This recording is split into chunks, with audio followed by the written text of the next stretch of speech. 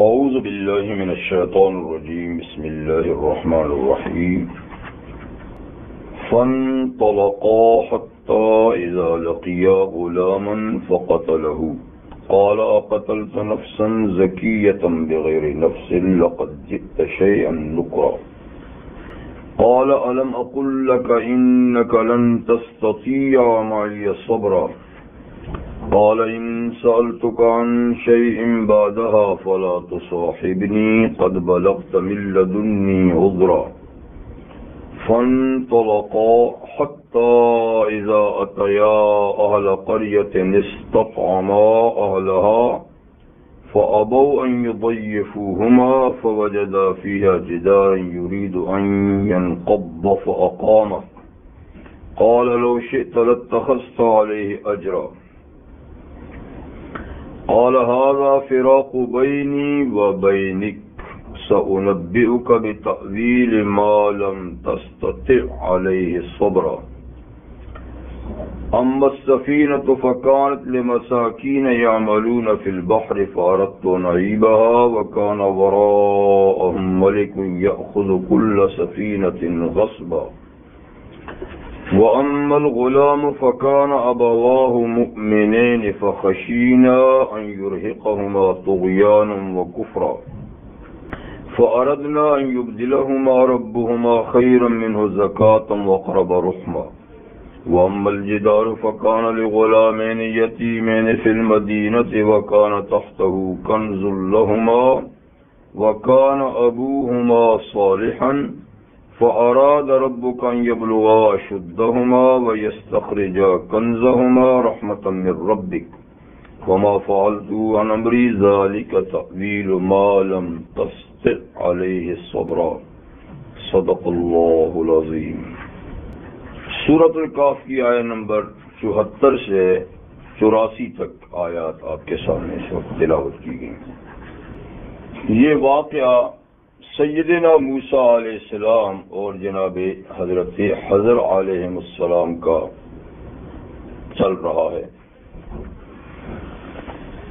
کہ حضرت موسیٰ علیہ السلام نے ایک دفعہ جلسہ عام میں ایک سائل کے جواب میں کہا تھا کہ مجھ سے زیادہ عالم کوئی نہیں، تو اس پر اللہ تعالیٰ نے تنبیہ فرمائی اور وہی بھیجی کہ ایک بندہ میرا ایسا ہے کہ وہ زیادہ علم جانتا ہے۔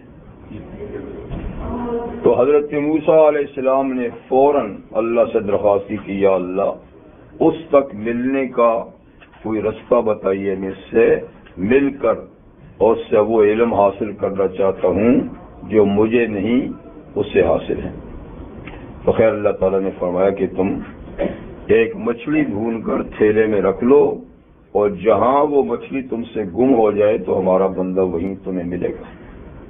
تو موسیٰ علیہ السلام ایک ساتھی اپنے ساتھ لے کر اس سفر پہ روانہ ہوئے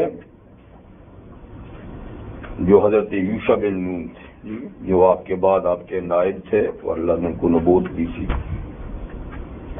اور ایک تو پتہ یہ بتایا تھا کہ جہاں دو دریا آپس میں ملتے ہوں وہاں وہ بندہ ہوگا، دوسرا یہ کہ جہاں مچھلی گم ہو جائے گی وہاں بندہ ہوگا۔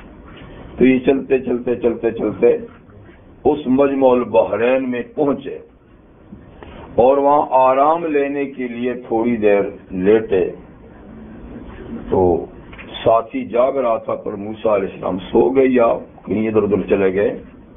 وہ مچھلی اچانک پھڑکی زندہ ہو کر اور وہ دریا میں کود گئی، اور دریا میں بھی اس طرح گئی کہ باقاعدہ سرنگ بن گیا، پانی کا ٹنل بن گیا۔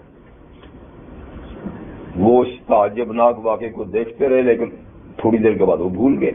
موسیٰ علیہ السلام جاگے یا جب واپس آئے تو کہا کہ چلو بھائی چلتے ہیں، تو وہ قصہ بھول گیا۔ چلتے رہے دن رات پورا ایک چلے تو موسیٰ سے نے کہا بھائی وہ ناشتہ لاؤ، بھوک لگ گئی۔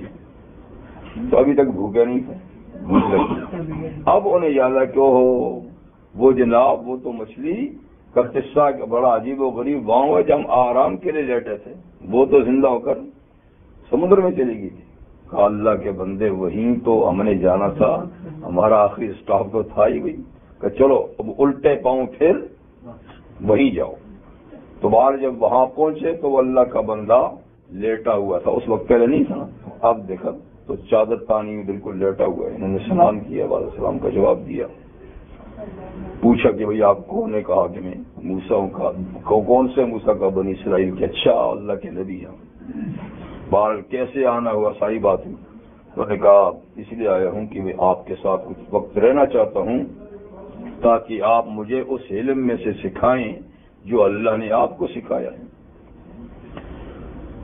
تو حضرت حضر نے فرمایا کہ میرے اور آپ کے علم میں بڑا فرق ہے، اس لیے آپ میرے ساتھ رہ کر صبر نہیں کر سکیں گے، اس لیے بہتر یہ ہے کہ آپ اس بات کو رہنے دیں، آپ اپنا کام کریں، میں اپنے محکمے میں ہوں، آپ اپنے محکمے میں رہیں۔ انہوں نے کہا نہیں میں تو آیا اس مقصد کے لیے، آپ صبر نہیں کر سکیں گے، میری روک ٹوک کریں گے، میرے کاموں میں مداخلت کریں گے؟ نہیں، کہا ایسا بالکل نہیں ہوگا، اور میں آپ کے معاملات میں دخل نہیں دوں گا، آپ مجھے اپنے ساتھ رکھیں۔ بہرحال بات طے ہو گئی، تو اب یہ آگے سفر پہ روانہ ہوئے۔ سفر پہ روانہ ہوئے تو سفر انہوں نے دریا سے پار جانا تھا، تو وہاں کشتی کے بعد جا نہیں سکتے، تو ایک کشتی میں دونوں بیٹھے۔ تیسرے صاحب کا پھر ذکر نہیں کہ وہ ساتھ تھے یا ان کو واپس کر دیا۔ بہرحال کشتی میں بیٹھے تو چلتے چلتے حضرت حضر نے کشتی کے تختہ جو ہے وہ توڑ دیا، یعنی توڑ دیا کہ مطلب نکال دیا۔ تو حضرت موسیٰ علیہ السلام نے فوراً، کیونکہ شرعی قانون میں کسی کی چیز کا نقصان پہنچانا غلط ہے، تو اللہ کا نبی کیسے ایک غلطی پہ صبر کرے، تو انہوں نے فوراً کہا کہ آپ نے تو غلط کیا کہ ان لوگوں نے ہمیں سوار کیا اور بغیر کرائے کے سوار کیا، تو اس کے صلے میں آپ نے کی کشتی توڑ دی۔ تو حضرت حضرت نے فوراً کہا کہ میں نے آپ کو پہلے نہیں کہا تھا کہ آپ میرے ساتھ صبر نہیں کر سکیں گے؟ تو موسیٰ سے کہا اوہ میں تو بھول گیا، وہ جو شرط لگائی تھی یاد نہیں رہی، تو آئندہ میں نہیں سوال کروں گا، اس مرتبہ کے یعنی بھول کے سوال کو آپ معاف کر دیں، مجھے کسی مشکل میں نہ ڈالیں۔ ٹھیک ہے، چلیے پہلا سوال تو بھول سے تھا، معاف ہو گیا۔ اور پھر یہ کہ جب کشتی سے یعنی آگے ایک جگہ تک گئے تو انہوں نے پھر کشتی ٹھیک بھی کر دی تھی، مرمت کر دی تھی، وہ تختہ دوبارہ جوڑ دیا تھا۔ جب دریا سے یعنی پار ہوئے تو اب خشکی میں جا رہے ہیں، چلتے چلتے ایک جگہ دیکھا کہ کچھ بچے کھیل رہے ہیں، تو انہوں نے ایک بڑے اچھے خوبصورت بچے کا سر پکڑا اور گردن مروڑی اور سر کو الگ کر دیا، مر گیا۔ اب یہ معاملہ تو بڑا سخت تھا کہ ایک معصوم جان کو بلا وجہ قتل کر دینا، تو اس پہ حضرت موسیٰ علیہ السلام نے قصداً جانتے ہوئے اس پر انکار کیا، اور یہ فرمایا فانطلقا، کشتی سے نکل کے وہ خشکی میں جانے لگے، حتی اذا لقی غلاما، یہاں تک کہ وہ دونوں ایک لڑکے سے ملے۔ غلام عربی میں لڑکے کو بھی کہتے ہیں نابالغ کو، لیکن غلام بڑے کو بھی کہتے ہیں، جیسے کہ کوئی کسی کا غلام ہوتا ہے۔ تو بعض لوگ تو کہتے ہیں کہ یہ بڑا آدمی تھا اور ادھر ادھر ڈاکے واقع ڈالتا تھا، چوریاں موریاں کرتا تھا، تو اس کی سزا میں انہوں نے قتل کر دیا۔ لیکن صحیح بات یہ کہ یہ معصوم بچہ تھا، تو یا غلام کا معنی بچہ ہی ہے، کیونکہ موسیٰ علیہ السلام نے جو آگے کہا اس سے بھی معلوم ہوتا ہے کہ وہ بچہ تھا بے قصور، باقصور ہوتا تو وہ شاید اعتراض نہیں کرتے۔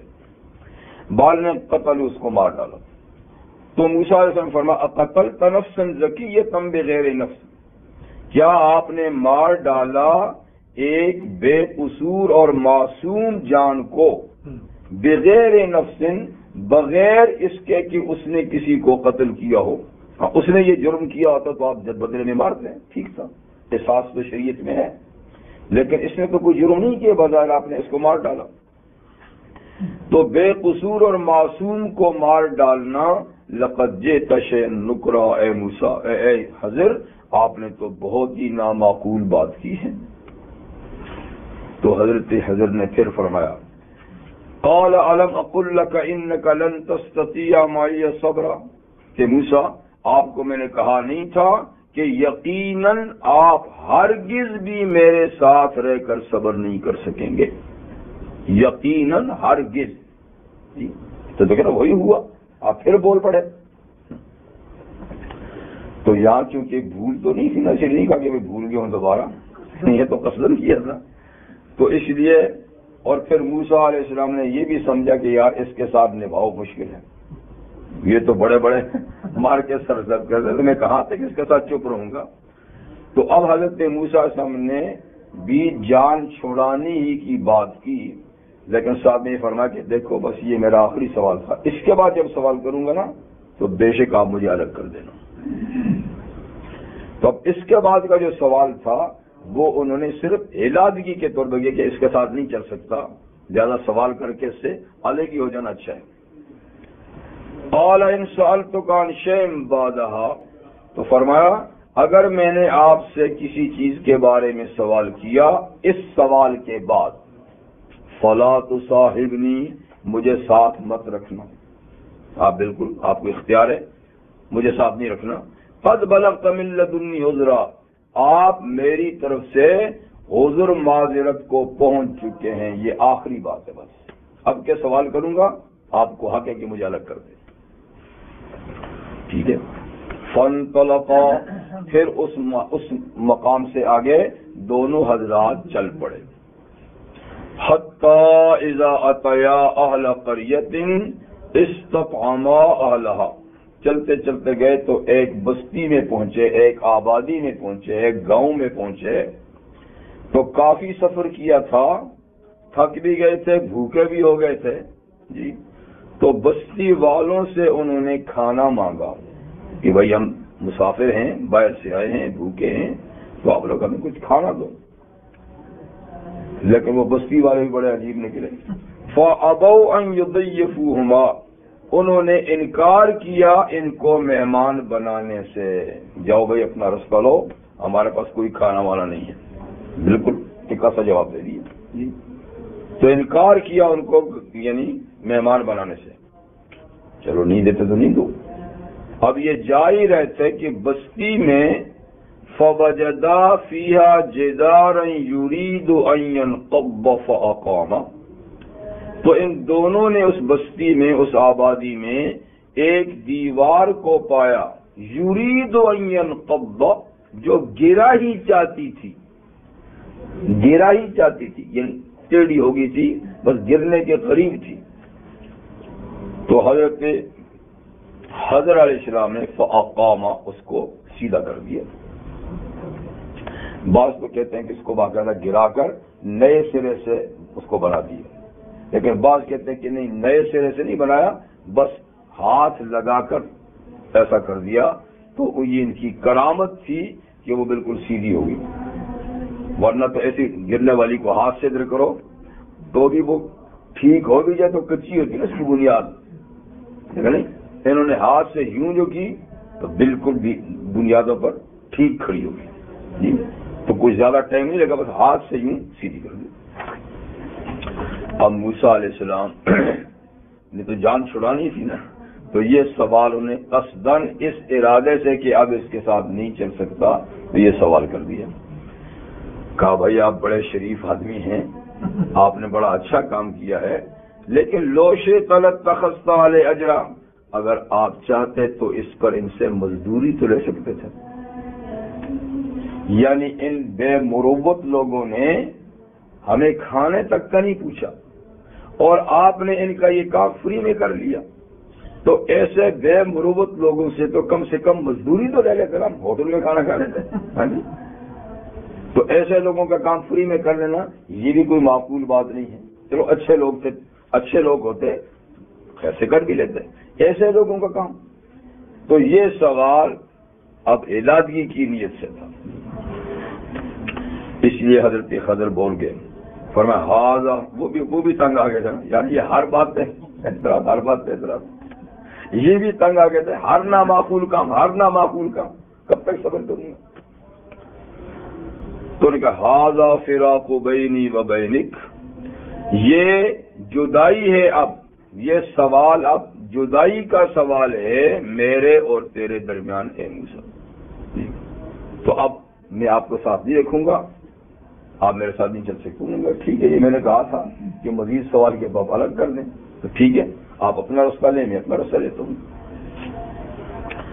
کہ یہ تو ہے کہ اب اس کے بعد ہم دونوں الگ ہو جائیں گے، لیکن یہ جو 3 کام میں نے پیچھے کیے اور جن پہ آپ نے سوالات کیے، اب اس کی حقیقت بتائے بغیر بھی ہم الگ نہیں ہوں گے، ورنہ آپ کے ذہن میں خدشات رہے گا کہ یہ کیسا آدمی تھا بھلا، یہ کیسے اس نے غلط کام کیے ہیں، تو کم سے کم علادگی سے پہلے میں اس کی حقیقت آپ کو بتا دوں تاکہ میری طرف سے آپ کا ذہن صاف ہو جائے، میری طرف سے آپ کا ذہن صاف ہو جائے کہ میں نے جو کچھ کیا وہ غلط نہیں کیا، آپ کی نظروں میں، آپ کی شریعت میں تو بے شک نظر یعنی ٹھیک نہیں تھا، لیکن در حقیقت یہ کام اللہ کے حکم سے ہوا تو غلط نہیں ہوا۔ تو اس سے یہ معلوم ہوا کہ اگر کسی کے ذہن میں کسی کے بارے میں کوئی شکوک اور شبہات ہوں تو اس کو صاف کر لینا چاہیے، تاکہ بلا وجہ دوسرا آدمی کوئی غلط باتیں ذہن میں نہ بناتا پھر کہ یہ کیسا تھا، یہ کیسا تھا۔ اب فرمایا کہ ان 3 چیزوں کی حقیقت، اب اس میں پہلی اما سفینہ، جہاں تک سفینہ یعنی کشتی کا معاملہ ہے کہ جس کو میں نے توڑا تھا، اور پھر دیکھیے میں نے جوڑ بھی تو دیا تھا، لیکن بہرحال جہاں تک کشتی کا معاملہ ہے تو آپ کو بتاؤں فَكَانَتْ لِمَسَاكِينَ يَعْمَلُونَ فِي الْبَحْرِ، وہ کشتی چند غریب لوگوں کی تھی، چند مسکین لوگوں کی تھی، یعملون فی البحر، جو اس دریا ہی میں کام کاج کرتے ہیں، کشتی چلاتے ہیں اور کرایہ ملتا ہے، اور یہی ان کی بود و باش کا کسب، یہ ان کی معاش کا ذریعہ ہے۔ مساکین یہ مسکین کی جمع ہے۔ قرآن مجید میں غریب لوگوں کے لیے 2 لفظ آئے ہیں، فقیر اور مسکین، تو ان کی تعریف میں کس میں فرق کیا ہے؟ فقیر اور مسکین میں اہل علم کا کچھ اختلاف ہے۔ بعض کہتے ہیں کہ فقیر وہ ہے کہ جس کے پاس کچھ نہ ہو، کچھ بھی نہ ہو، اور مسکین ہوا کہ کسی کے پاس کچھ ہو، مشکل سے اس کا کام چلتا ہو بس۔ اور بعض کہتے ہیں کہ نہیں، مسکین وہ ہے کہ جس کے پاس کچھ بھی نہ ہو، اور فقیر وہ ہے کہ جس کے پاس کچھ ہو لیکن اس کی ضرورتیں اس سے پوری نہ ہوتی ہوں۔ جی نہ ٹھیک مانگنے، وہ تو سائل ہوتا، سوال کرنے والا۔ یہ فقیر کہ اسے کہتے ہیں کہ فقیر فقر سے، فقار کہتے ہیں ریڑھ کی ہڈی کو، تو جس آدمی کی ریڑھ کی ہڈی ٹوٹ جائے تو وہ مستقل ناکارہ ہو جاتا ہے، کسی کام کا نہیں رہتا، تو کہتے ہیں وہ آدمی جو کسی کام کا نہیں ہے اور اس کے پاس کچھ بھی نہیں ہے تو وہ فقیر ہے، لیکن مسکین وہ ہے کہ جس کے پاس کچھ نہ کچھ ہے۔ پھر دونوں حضرات قرآن مجید ہی کی آیات سے استدلال کرتے ہیں، کہتے ہیں کہ دیکھیں مسکین وہ ہے کہ جس کے پاس کچھ نہ ہو، جیسے سورہ بلد میں ہے او مسکینن ذا متربہ، او مسکینن، یا مسکین کو دو جو مٹی میں ملا ہوا ہے، خاک میں ملا ہوا ہے، خاک کے سوا اس کے پاس کچھ نہیں۔ تو دیکھیے اللہ تعالیٰ نے مسکین کو کیا کہا؟ جو خاک میں ملا ہوا ہے، تو وہ ہوتا ہے جس کے پاس کچھ بھی نہ ہو۔ اور بعض کہتے ہیں کہ نہیں، فقیر وہ ہے کہ جس کے پاس کچھ بھی نہیں ہے، لیکن قرآن مجید میں اس کی وضاحت اس طرح نہیں ہے۔ پھر وہ کہتے ہیں کہ فقیر ہو کہ جس کے پاس کچھ ہو، دیکھو کہتے ہیں مسکین ہوا کہ جس کے پاس کچھ ہو، تو یہ اس پہ دلیل کہتے ہیں کہ ان کے پاس کشتی تو تھی نا، روزگار کا ذریعہ تو تھا نا، زیادہ مالدار نہیں تھے لیکن ایک کشتی کے مالک تو تھے، تو پھر بھی اللہ تعالیٰ نے کو مسکین ہی کہا. تو مسکین وہ ہے کہ جس کے پاس کچھ معمولی سا ہو، فقیر وہ ہے کچھ بھی نہ ہو. بہر اللہ تعالیٰ نے زکوٰۃ کے مستحقین کی جو فہرست بیان کی ہے سورہ توبہ میں، اس میں سب سے پہلے فقیر اور مسکینی کا ذکر کیا. انما الصدقات للفقراء والمساکین، یہ دونوں ہی وارن مستحق زکوٰۃ ہیں. لیکن بعض کہتے ہیں کہ جب دیکھیے اللہ نے اس میں فقیر کو پہلے ذکر کیا ہے، اس کا مطلب ہے کہ وہ اس کے بعد کچھ بھی نہیں، اور مسکین کو بعد میں، اس کا مطلب، اور یہ بھی دلیل ہے کہ اس کے بعد کچھ نہ کچھ ہے. تو بہرحال فقیر اور مسکین ان کو کہتے ہیں جس کے پاس کچھ نہیں یا تھوڑا بہت ہے. تو یہاں تو مساکین انہی کو کہا ہے کہ جن کے پاس باقاعدہ کشتی کے وہ مالک تھے اور ان کے گزر بسر کا ذریعہ وہ تھا.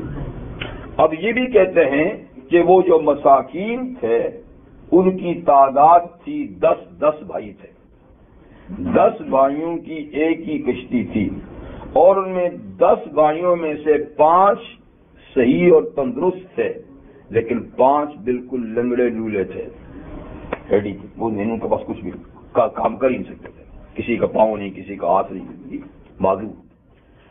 تو یہی کشتی ان کا گزر بسر کا ذریعہ تھا. یہ 5 کام کرتے تھے اور مل ملا کے 10 آپس میں بانٹ کے کھا لیتے تھے.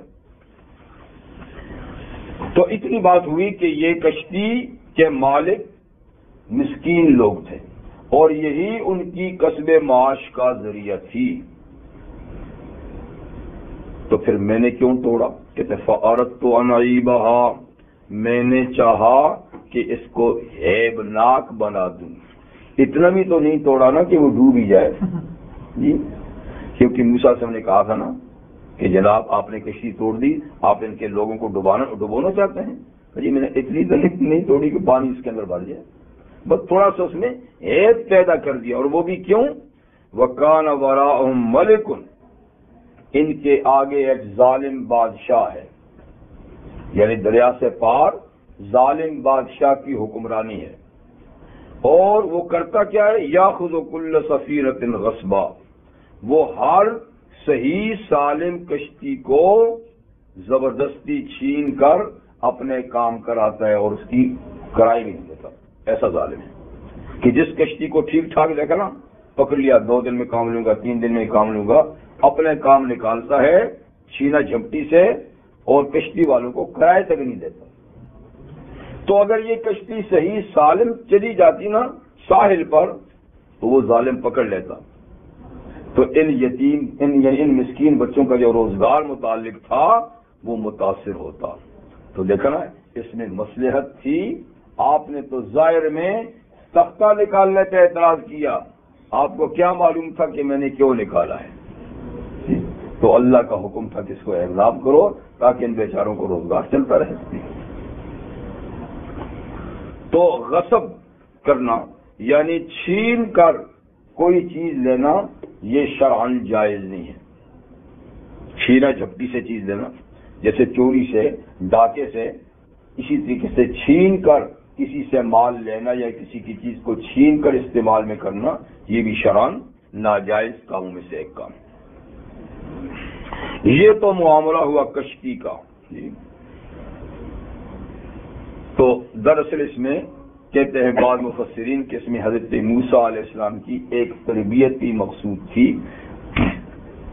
کہ موسیٰ آج آپ نے ایک کشتی کا تختہ توڑنے پر اس لیے اعتراض کیا کہ اس کے ٹوٹنے سے اس کے سوار ڈوب جائیں گے، کشتی ڈوب جائے گی، یہ لوگ بھی ڈوب جائیں گے. تو آپ کو اپنے بچپن کا قصہ یاد نہیں کہ ایک زمانہ تھا کہ آپ کے ملک مصر میں فرعون نے ایک قانون جاری کیا تھا کہ ہر اسرائیلی بچے کو ذبح کر دیا جائے، اس اندیشے کی وجہ سے کہ وہ بچہ کہیں بچ نہ جائے کہ جس کے ہاتھوں اس کی حکومت کو زوال آنا ہے. تو 1000 بچے ذبح ہوئے اور آپ بھی انہی بچوں میں سے تھے. لیکن ہم نے آپ کی ماں کو الہام کیا، اس کے دل میں یہ بات ڈالی تھی کہ آپ بے فکری سے اپنے بچے کو دودھ پلائیں اور جب خطرہ محسوس کریں تو اس نومولود کو ایک صندوق میں بند کر کے دریا میں ڈال دینا. اور آپ کی والدہ نے ایسا ہی کیا، صندوق میں ڈال دیا، دریا کی لہر میں بہا دیا. تو دیکھیے وہاں کس نے آپ کو بچایا. اب آپ کو اندیشہ ہے کہ یہ ٹوٹ گئی تو لوگ ڈوب جائیں گے، تو آپ پر بھی تک وقت آیا تھا اور ہم نے کس طریقے سے لہروں میں آپ کو بہا کر عام دریا سے نکال کے سمندر سے اس نہر میں ڈال دیا جو اس کے محل کی طرف جاتی تھی، اور ان کے ہاتھوں پکڑوا کے آپ کو نکال کر آپ کی تربیت کی. تو ہم کسی کو بچانا چاہیں تو دریا ڈوبو نہیں سکتا، چاہے تختہ ٹوٹ جائے چاہے نہ ٹوٹے، کچھ بھی. اب دوسری بات، وَأَمَّا الْغُلَامُ فَكَانَ أَبَوَاهُ مُؤْمِنَيْنِ فَخَشِينَا أَن يُرْهِقَهُمَا طُغْيَانًا وَكُفْرًا. جہاں تک لڑکے کے قتل کا معاملہ ہے کہ لڑکا قتل کیا، تو موسیٰ بات یہ ہے کہ اس بچے کے ماں باپ مومن ہیں، اس بچے کے ماں باپ مومن ہیں، اور یہ بچہ ان کا بہت ہی پیارا اور لاڈلا بچہ ہے، اس کی محبت میں بہت زیادہ ہے.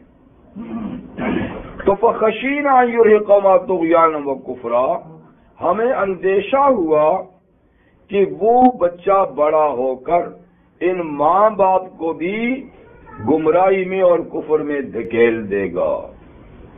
یعنی اس بچے کی سرشت، اس کی پیدائش تو کفر پر ہے، اللہ کے علم میں یہ بڑا ہو کر اس نے تو کافر ہو جانا ہے. اور ماں باپ انتہائی پیار کرتے اور اس کی کسی بات کو رد نہیں کرتے. یہ جب بڑا ہوگا اور کفر میں جائے گا تو اس کی پیار و محبت میں اس کے ماں باپ بھی دین نہیں چھوڑ دیں. تو ہم نے ان کے ماں باپ کے دین کو بھی بچانا تھا اور خود اس بچے کو بھی بچانا تھا کہ بڑا ہو کر جب مرے گا کفر کر کے تو جہنم میں جائے گا. ابھی سے اس کو ختم کر دیں گے تو بھی نابالغ ہے، معصوم ہے، یہ بھی جہنم سے بچ جائے گا، ماں باپ بھی جہنم سے بچ جائیں گے. ٹھیک ہے، تو اس لیے حکمت کا تقاضا یہ ہوا کہ سب فیملی کو جہنم سے بچایا جائے. تو اس کے بچانے کی صورت یہ کہ اس کو ابھی سے ٹھکانے لگا دیے جائے، اور تاکہ ماں باپ بچ جائے اور یہ بھی بچ جائے. تو یہ تھی اس کے اندر حکمت. یعنی دنیا میں ایسے بچے تو پیدا ہوتے ہی رہتے ہیں جو کبھی ماں باپ کی ہدایت کا ذریعہ بھی ہو جاتے ہیں. کتنے ماں باپ ہیں جو اولاد کی وجہ سے ان کو ہدایت مل جاتی ہے اور راحت اور آرام بھی مل جاتی ہے. اور کتنے ہی بچے ہیں جو ماں باپ کی تکلیف کا باعث بنتے ہیں، پریشانیوں کا باعث بنتے ہیں. تو یہ تو ایک سلسلہ دنیا میں جاری بساری ہے، لیکن اللہ تعالیٰ کی حکمت بعض جگہ اس طرح کام کرتی ہے. اس پر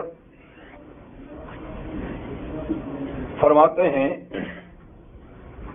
کہ انسانوں کی جو تخلیق ہے اور ان کی جو سرشت ہے تخلیق اور فطرت، یہ اللہ تعالیٰ کے بعض ناموں کے ساتھ متعین ہوتی ہے. یعنی ہر پیدا ہونے والا جو ہوتا ہے نا وہ اللہ تعالیٰ کے کسی نہ کسی صفات کے ساتھ اس کا اٹیچ ہوتا ہے، اور جو جس صفت کے مطابق پیدا ہوتا ہے اللہ تعالیٰ کی اس صفت کا ظہور پھر اس میں ہوتا ہے. بات کریں کہ جس آدمی کی سرشت اور فطرت اللہ کی صفت علم پر ہے تو وہ جب پیدا ہوتا ہے بڑا ہوتا ہے تو وہ عالم ہوتا ہے، اللہ تعالیٰ کی صفت علم اس میں آتی ہے. ایسے ہی جس بندے کی یعنی جس بچے کی سرشت اور فطرت اللہ تعالیٰ کی صفت رافت یا رحمت سے ملتی ہے تو وہ جب بڑا ہوتا ہے پیدا ہوتا ہے بڑا ہوتا ہے تو اس میں مہربانی اور شفقت کے جذبات بہت زیادہ ہوتے ہیں. تو اسی طرح یعنی ہر پیدا ہونے والا اللہ تعالیٰ کی کسی نہ کسی صفت کے ساتھ اس کا جوڑ ہوتا ہے اور اسی صفت کا اس کے اندر ظہور بھی ہوتا ہے. تو اس لحاظ سے فرمایا کہ یہ بچہ جس کو قتل کیا گیا ہے یہ اللہ تعالیٰ کی صفت مضل مضل کا معنی گمراہ کرنے والا.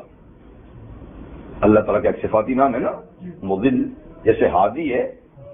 اب کسی کی پیدائش ہادی کی صفت سے جو گئی وہ دنیا میں ہدایت پھیلانے والا ہوتا ہے، اور اس کی صرف چونکہ مضل ہے جس کا مطلب گمراہ کرنے والا، تو یہ بچہ بڑا ہو کر کافر ہوتا اور گمراہ کرتا پھرتا.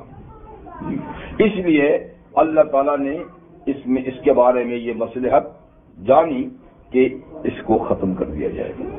ایک تو یہ کہ یہ بڑا ہو کر مضل نہیں بنے گا تو ماں باپ گمراہ نہیں ہوں گے، اور خود یہ کہ یہ ابھی چلا جائے گا تو یہ بھی جہنم سے بچ جائے گا. تو یہ تھی یعنی اس کے قتل میں حکمت. فَأَرَدْنَا أَن يُبْدِلَهُمَا رَبُّهُمَا خَيْرًا مِّنْهُ زَكَاةً وَأَقْرَبَ رُحْمًا.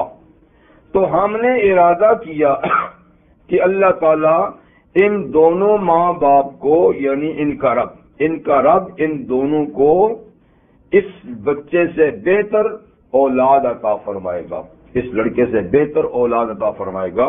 کس وجہ سے؟ زکاتن، پاکیزگی کے لحاظ سے. یعنی اس کے فطرت میں پاکیزگی نہیں ہے، گمراہی ہے، تو اللہ اس کے بدلے میں پاکیزہ فطرت اولاد اس کو عطا فرمائیں گے. وہ اقرب رحمہ، اور جو زیادہ قریب ہوگی مہربانی اور شفقت میں اپنے ماں باپ کے لیے، ایسی اولاد. تو پھر یہ کہ اس بچے کے بدلے میں اللہ تعالیٰ نے اس کو یعنی اسی صفت کا بچہ عطا فرمایا جو انتہائی مہربان شفیق ماں باپ کے لیے اور انتہائی پاکیزہ فطرت. لیکن بعض مفسرین کہتے ہیں کہ لڑکا نہیں دیا، اس کے بدلے میں اللہ نے اس کو ایک پاکیزہ صفت لڑکی عطا فرمائی، اور اس لڑکی کی پھر شادی ایک نبی سے ہوئی، اور پھر اس نبی اور اس لڑکی سے بھی ایک نبی پیدا ہوا. تو دیکھیے یہ کتنا نعم البدل ہوا اس لڑکے کا، کتنا اچھا بدل اللہ نے اس لڑکے کا ان کو ماں باپ کو دیا کہ پاکیزہ صفت بیٹی ملی، اس بیٹی کی نکاح نبی سے ہوا اور پھر ان سے بھی ایک نبی پیدا ہوا. ایک روایت میں تو یہ کہ اس بچی کی نسل سے 70 نبی پیدا ہوئے، یہ ایک روایت ایسی بھی ہے. تو مطلب یہ ہے کہ اللہ تعالیٰ نے ان کو ماں باپ کو اس بچے کے بدلے میں بہترین بدل عطا فرمایا. تو یہ تھی یعنی حکمت اس بچے کو رستے سے ہٹانے کی. وَأَمَّا الْجِدَارُ، لیکن جہاں تک معاملہ دیوار کا ہے کہ آپ نے کہا تھا نا دیوار فری میں اور مفت میں نے کیوں ٹھیک کر دی، تو اس کی علت اس کا سبب بھی آپ یعنی سنیے. فَكَانَ لِغُلَامَيْنِ يَتِيمَيْنِ فِي الْمَدِينَةِ، تو وہ دیوار 2 یتیم بچوں کی تھی. یہاں بھی غلام کمانا بچے ہیں چاند، کیونکہ یتیم وہ ہوتے جو نابالغ ہوتے ہیں نا، تو یہاں بھی غلام کمانا نابالغ ہیں.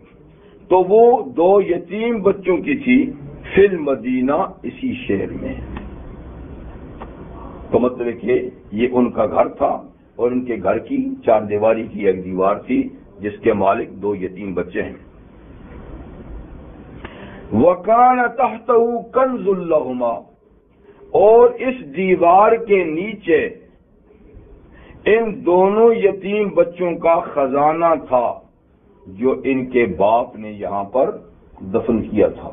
تو باپ چونکہ بہت پہلے انتقال کر گیا، جو مال و متاع اور خزانہ تھا سونا چاندی، یا بعض کہتے ہیں کہ وہ خزانہ ایک سنہری تختی تھی جس پر کچھ نصیحت کی باتیں لکھی ہوئی تھی، اور اس نصیحت کی باتوں میں ایک کلمہ طیبہ لا الہ الا اللہ محمد رسول اللہ بھی تھا. تو یا تو سونا چاندی ہی تھا یا وہ سنہری تختی بذات خود بھی مال ہے، اور پھر اس پر قیمتی نصیحت کی باتیں وہ بھی ایک روحانی مال ہے. تو جو بھی تھا بہرحال یعنی باپ کا دفن کیا ہوا خزانہ تھا. کنز اصل میں کہتے ہیں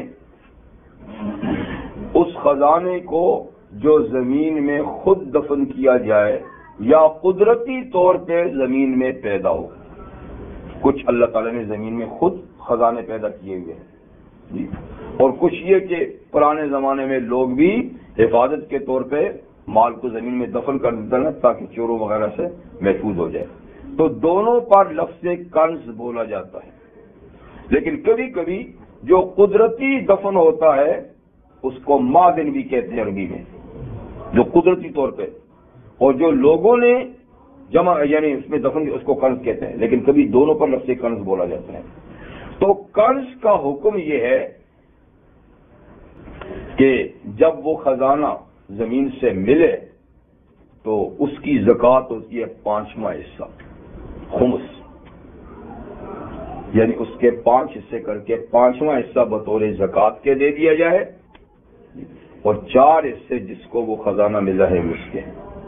تو اس پہ سال گزرنے کی شرط نہیں ہوتی، جو ہی خزانہ ملے گا اسی وقت اس کے 5 حصے کر کے 5واں بطور زکوٰۃ دے دیا جائے گا اور 4 مالک ہو جائیں گے۔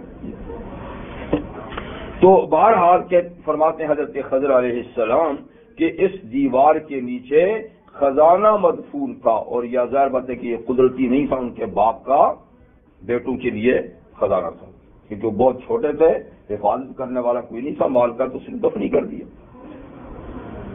وَكَانَ أَبُوهُمَا صَالِحًا، ایک تو یہ کہ یتیم بچوں کا خزانہ تھا، دوسری بات یہ کہ ان دونوں یتیم بچوں کا باپ بھی ایک مرد صالح تھا، ایک نیک اللہ کا بندہ تھا۔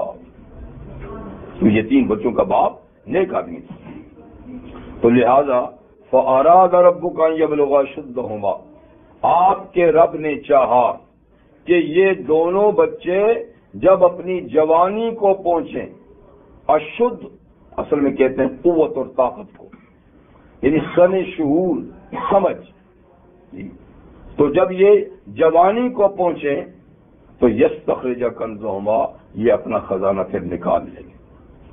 تو یہ مطلب نہیں ہے کہ باپ نے یوں دفن کر دیا ہوگا تو بچوں کو بتایا بھی نہیں ہوگا تو کہاں سے نکالیں گے؟ ظاہر بات ہے کہ دفن کیا ہوگا تو بچوں کو بتایا ہوگا کہ تمہارا مال یہاں دفن ہے اور بڑے ہو کے نکال لینا۔ اگر یوں ہی لا علمی میں دفن کر دینے کو ان کو کیا پتا ہے کیا نکالیں، تو ضرور ان کو کوئی لیٹر دیا ہوگا یا ان کو بتایا ہوگا جی کہ یہاں تمہارا خزانہ ہے، جب بڑے ہو جانا تو پھر نکالنا تاکہ تم حفاظت کر سکو، اب یہ نکالو گے تو لوگ لوٹ کر مال لے جائیں گے۔ تو رحمت من ربک، یہ آپ کے رب کی ایک مہربانی تھی ان بچوں پر، ان کا تحفظ مقصود تھا، تو اس لیے تو اب چونکہ یہ دیوار گر رہی تھی تو اندیشہ ہو کہ دیوار گری تو خزانہ کہیں ظاہر نہ ہو جائے، اور خزانہ ظاہر ہوا تو لوگ گاؤں والے لوٹ کے لے جائیں گے، بچے محروم رہ جائیں گے۔ تو اللہ تعالیٰ ان کو محرومی سے بچانا چاہتے تھے، اور بچانے کی وجہ یہ تھی کہ باپ نیک تھا، باپ نیک تھا۔ معلوم ہوا کہ اللہ نیک بندوں کی اولاد کو ضائع نہیں کرتا، بشرطے کہ وہ بھی نیکی کے رستے پہ ہوں، باپ بھی نیک ہو۔ تو باپ کی نیکی کا اثر یعنی اولاد کو یہ ملتا ہے کہ اللہ ان کا تحفظ فرماتے ہیں، اس لیے فرمانا کہ ان کا باپ نیک تھا، یہ نہیں کہ وہ یتیم تھے تو اس لیے ان کو تحفظ دیا، بلکہ ان کا باپ نیک تھا اس لیے ان کے مال کو تحفظ دیا۔ جی پھر فرمایا کہ وما فعلت عن امری، یہ سارے کام میں نے اپنے اختیار سے نہیں کیا ہے موسیٰ کہ آپ مجھ پہ برستے رہے، یہ کیوں کیا تو یہ کیوں کیا۔ دیکھیے یہ سارے کام میں نے اپنے اختیار سے نہیں کیے، ہر کام اللہ کے حکم سے کرتا رہا، اور اس کے پیچھے سبب اس کام کا یہ تھا جو بظاہر آپ کو معلوم نہیں تھا، تو آپ شرعی قانون کے تحت مجھ پہ اعتراض کرتے رہے، آپ بھی برحق تھے، آپ کو تو اعتراض کرنا ہی تھا، کیونکہ بظاہر تو شریعت سے معاملات ٹکرا رہے تھے، لیکن دراصل یہ تکوینیات کا علم تھا جو آپ کے پاس نہیں ہے۔ آپ کے پاس شریعت کا علم ہے جو میرے پاس نہیں، آپ کا محکمہ ہی الگ ہے، میرا محکمہ ہی الگ ہے۔ تو میں اس لیے کر رہا تھا کہ مجھے بھی باہر ڈائریکٹ اللہ تعالیٰ کی طرف ہدایات آتی ہے، یوں کر لو یوں کر لو یوں کر لو، ٹھیک ہے نا۔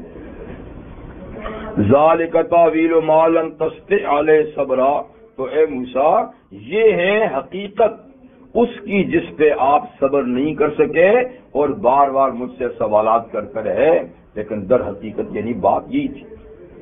تو حضرت حضر علیہ السلام نے یہ ان سے کہہ دیا تھا کہ موسیٰ آپ ایک ایسے علم پر ہیں جو میرے پاس نہیں، میں ایک ایسے علم پر ہوں جو آپ کے پاس نہیں، مقصد یہ کہ میرا علم تکوینیات کا ہے، یہ بناؤ یہ بگاڑو، یہ بناؤ یہ بگاڑو، اور آپ کا علم تشریع ہے، ٹھیک ہے، شریعت کا ہے کہ یوں کرو گے تو یہ سزا ہے، یوں کرو گے تو یہ گناہ ہے۔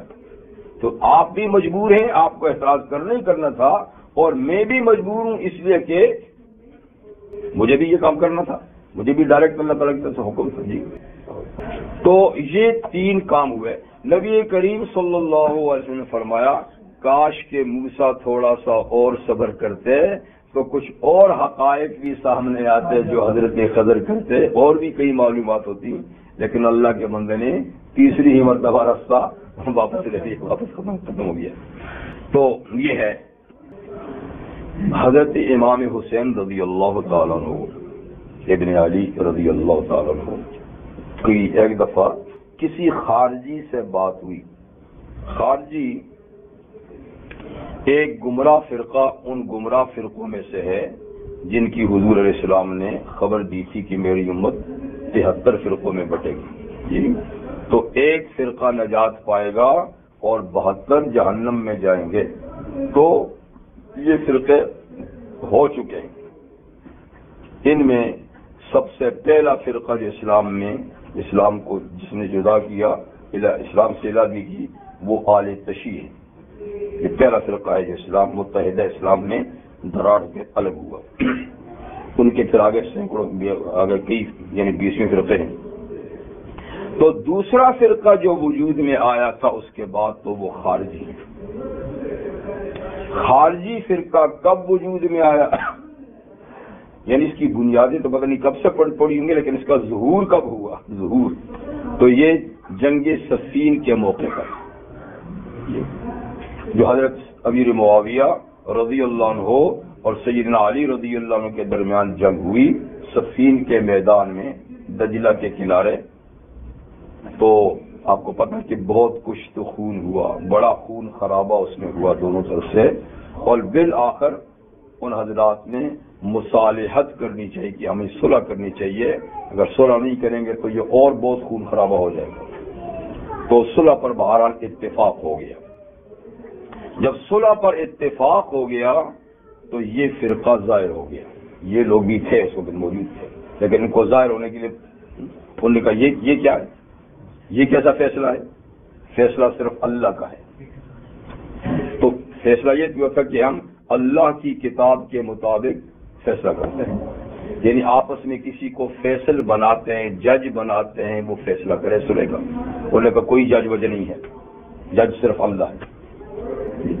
تو خارجی جو ہے نا وہ کسی کی ججمنٹ نہیں مانتے، اور بھی ان کے بڑے خراب عقائد ہیں۔ تو انہوں نے جب کہا کہ ہم صلح کرتے ہیں اور جج مقرر کرتے ہیں صلح نامہ لکھنے کے لیے، تو انہوں نے کہا یہ کفر ہے۔ ان الحکم الا للہ، فیصلہ صرف اللہ کا ہے۔ تو بے وقوف نہیں سمجھے کہ فیصلہ اللہ کا مطلب یہ ہے کہ اللہ نے فیصلے کا جو قانون دیا اس کے مطابق اللہ میاں تو آ کے فیصلہ نہیں کریں گے نا، فیصلہ تو اس کے بندے ہی کریں گے، پر قانون وہ ہوگا جو اللہ کا ہے۔ یہ مطلب ہے ان الحکم الا للہ، لیکن نہیں، کوئی آدمی فیصلہ نہیں کر سکتا۔ اسی کو عبداللہ ابن عباس رضی اللہ تعالی نے فرمایا تھا کہ کلمۃ حق ارید بہ الباطل، کہ خارجی کلمہ تو حق والا کہتے ہیں، ان الحکم الا آیت ہے، لیکن معنی غلط لیتے ہیں۔ تو اللہ تعالیٰ آ کے تو فیصلہ نہیں کریں گے نا، اللہ کا کوئی بندہ ہی فیصلہ کرے گا اللہ کے قانون کے مطابق۔ تو یہ کہا تھا کہ کتاب اللہ کے مطابق ہم آدمی مقرر کرتے ہیں، ہمارا فیصلہ کریں۔ تو خیر یہ ظاہر ہو گئے، خارج ظاہر ہو گئے۔ تو انہوں نے کہا علی بھی معاذ اللہ کافر ہے، معاویہ بھی معاذ اللہ کافر ہے، دونوں کی پارٹیاں بھی کافر ہیں، اس لیے کہ دیکھو جی انہوں نے فیصل آدمیوں کو بنا لیا ہے جبکہ فیصل اللہ ہے۔ تو یہ ہے خارجی چھم۔ تو ان کا بڑا پھر زور ہوا، اور حضرت علی رضی اللہ نے صلح کے بعد ان کے ساتھ جنگی بھی کی، لیکن باہر یہ فتنہ پیدا ہو گیا اور کافی زمانہ تک یہ لوگ رہے۔ اب بھی ممکن ہے دنیا کی کسی حصے میں کچھ نہ کچھ ہوں، لیکن وہ بات نہیں۔ تو خیر سیدنا علی رضی اللہ عنہ ایک خارجی سے ملے، تو خارجی سے کہا کہ بھائی وہ جو سورہ کاف میں آتا ہے کہ 2 یتیم بچوں کا خزانہ اللہ نے محفوظ کرایا حضرت خضر علیہ السلام سے دیوار ٹھیک کرا کے. تو کیوں کرایا؟ کہا اس لیے کہ ان کا باپ نیک تھا. خارجی نے کیا کہا؟ اس لیے کہ ان کا باپ نیک تھا. تو باپ کی نیکی کی وجہ سے اللہ تعالیٰ نے اولاد کے خزانے کو محفوظ کر دیا. کہا تو بھائی پھر میرے ماں باپ تو اس نوجوان کے ماں باپ سے زیادہ نیک ہیں. میرے ماں باپ اس نوجوان کے ماں باپ سے تو زیادہ نیک ہیں. تو تم میرے ماں باپ سے دشمنی کر کے ہمارا خیال نہیں کرتے ہو کہ ہم ان کی اولاد ہیں؟ ہم ان کی اولاد ہیں تو ہمارے ماں باپ کے ساتھ دشمنی کر کے تم ہمارا خیال کچھ نہیں کرتے کہ ہم ان نیک بندوں کی اولاد ہیں. ظاہر بات ہے کہ اس کا جواب تو خارجی کے پاس کوئی نہیں تھا اور ان کے پاس ہوتا بھی نہیں تھا. تو نے کہا تم قریشی لوگ بڑے جھگڑالو ہو. تم قریشی لوگ بڑے جھگڑالو ہو. تو مقصد کہنے کا یہ ہے کہ اللہ تعالیٰ صالح بندوں کی اولاد کو ضائع ہونے سے بچاتے ہیں. صالح لوگوں کی اولاد کو بھی حفاظت دیتے ہیں بشرطے کہ اولاد بھی صالح ہو. تو اس لیے کوشش یہ کی جائے کہ اولاد صالح ہو، آدمی خود صالح ہو.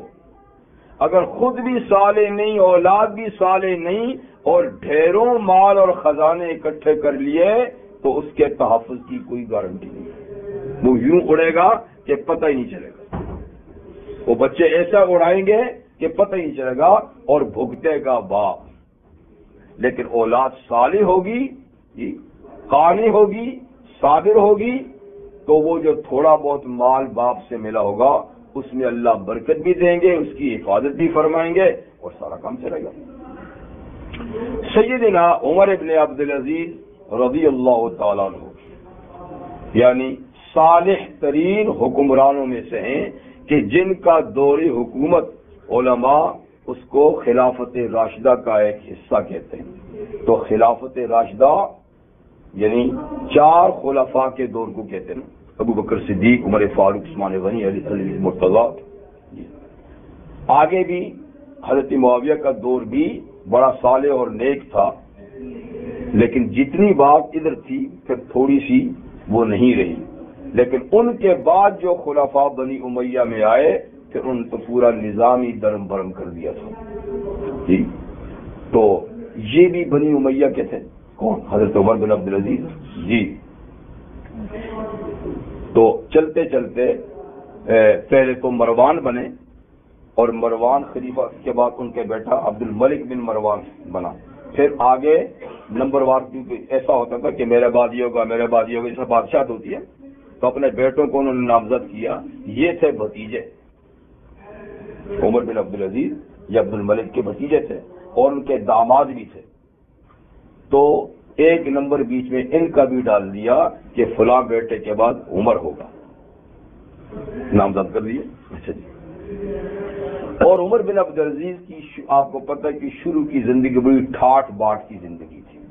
یعنی بہت بڑے عالم تو وہ تھے ہی، عالم تو تھے، لیکن جب علم کے ساتھ زود کے ساتھ حکومت مل جاتی ہے نا تو پھر تھوڑا بہت حلق ملک معاملہ ہو جاتا ہے. تو مدینہ منورہ کے گورنر بھی تھے ماشاءاللہ عالم بھی تھے، بڑے نیک بھی تھے، لیکن ٹھاٹ باٹ کی زندگی تھی.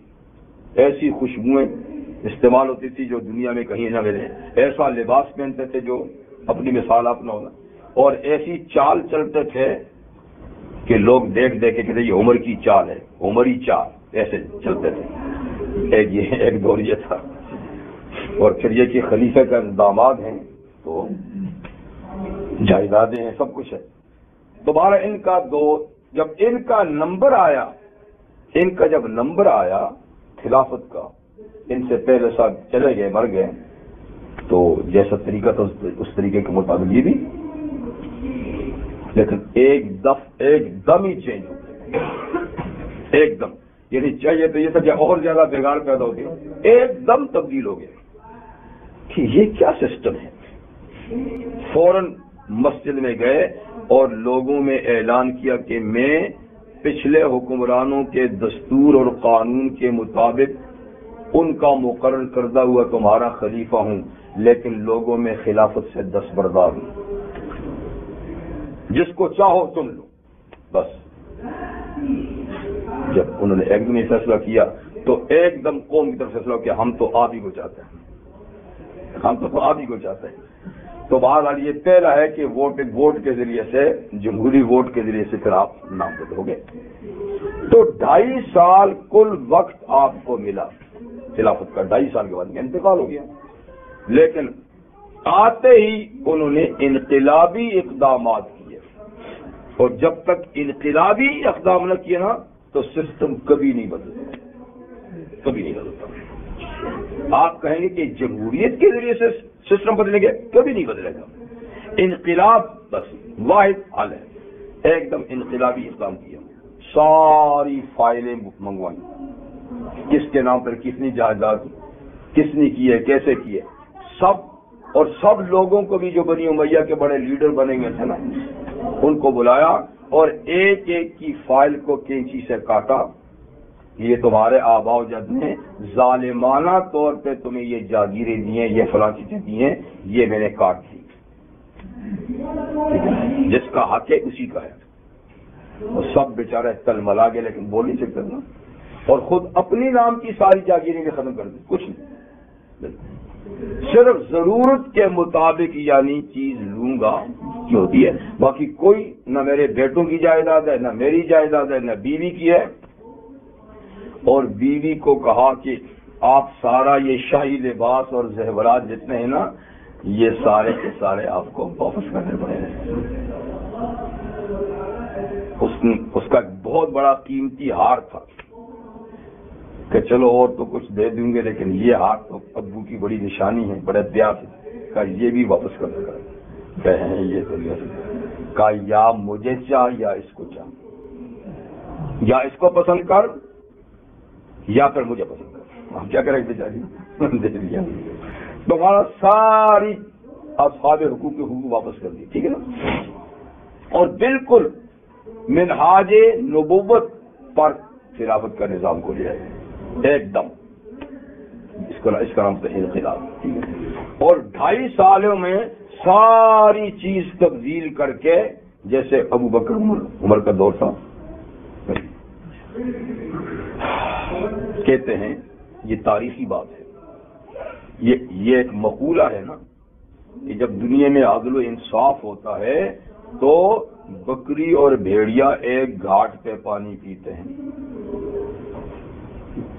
ان کے دور میں یہ واقعہ تھا، ان کے دور میں واقع ایسا تھا، چنانچہ جس دن ان کا انتقال ہوا تو ایک چرواہے نے جو جنگل میں بکریاں چرا رہا تھا اور عرصے سے اس کی بکریوں میں بھیڑیے پھرتے تھے،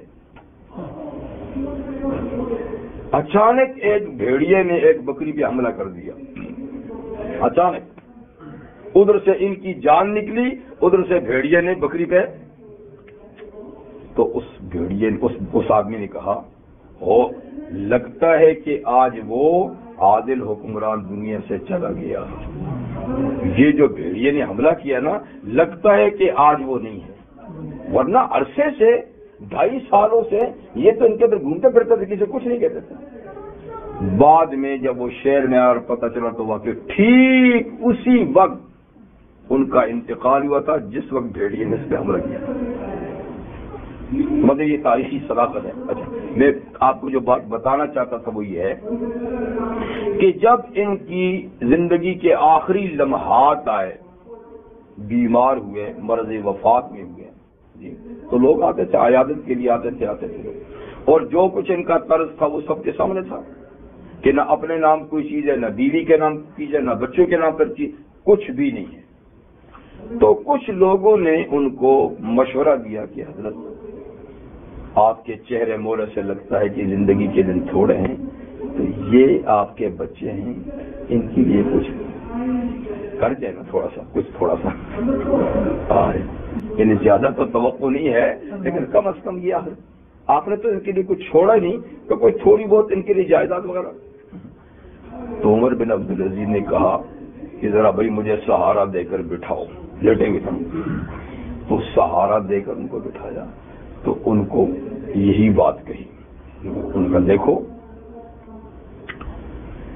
میرے بچے اگر اللہ کے قانون کے پابند ہوئے، ٹھیک ہے نا، تو مجھے ان کی کوئی فکر ہی نہیں ہے، اس لیے کہ جو اللہ کے قانون کا پابند ہوتا ہے اللہ خود رزاق ہے، میں رزاق نہیں ہوں کسی کا جی۔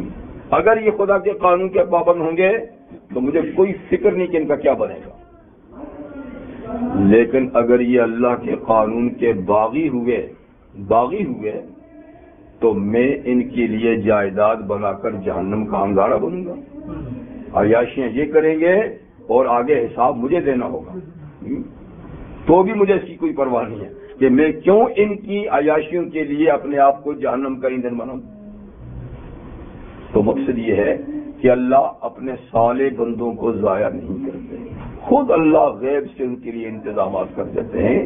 جیسے اس کی یہ مثال ہے کہ اللہ تعالیٰ نے فرمایا کہ چونکہ باپ نیک تھا، اللہ نے یتیم بچوں کی دولت کو محفوظ کرنے کے لیے کیسے حضرت کو کہ اس کو دیوار کو ٹھیک کر دو تاکہ یہ اپنا خیال رہے گا۔ تو اصل چیز جو ہے نا اس پر کسی کی توجہ نہیں ہے، اور جو چیز نقلی ہے اس کے لیے کہ اتنا بنا دو، اتنا خزانہ چھوڑ دو، اتنا مکان بنا دو، یہ کر دو وہ کر دو، یہ نہیں کہ ان کو صالح بنا دو، ان کو خدا کے قانون کا پابند بنا دو، ان کے دلوں میں خوف و خشیت پیدا کر دو، ان کو نیک بنا دو، یہ نہیں، یہ ہے کہ ان کے لیے کارخانہ بنا دو، ان کے لیے جی مکان بنا دو، ان کے لیے باغ لگا دو، ان کے لیے جائیداد خرید لو، یہ کر لو وہ کر لو۔ تو اصل بات یہ ہے جو اللہ تعالیٰ اپنی کلام فرماتے ہیں کہ بس تم نیک اور صالح بن جاؤ، باقی معاملہ ان کا ہمارے ہاتھ میں ہے اور ہم خود ان کے لیے انتظامات کر لیں گے۔ تو یہ تھا بہرحال واقعہ حضرت موسیٰ حضرت خضر علیہ السلام کا، جس میں کئی نصیحت کی باتیں اللہ تعالیٰ نے ذکر فرما دی، ٹھیک ہے نا، اور آخری بات یہی فرما دی کہ نیکی اور تقوی ایسی چیز ہے کہ جو انسان کا اصل رکھوالا ہے، اور نیکی اور تقوی نہیں ہے تو کوئی چیز انسان کی حفاظت نہیں کر سکتی۔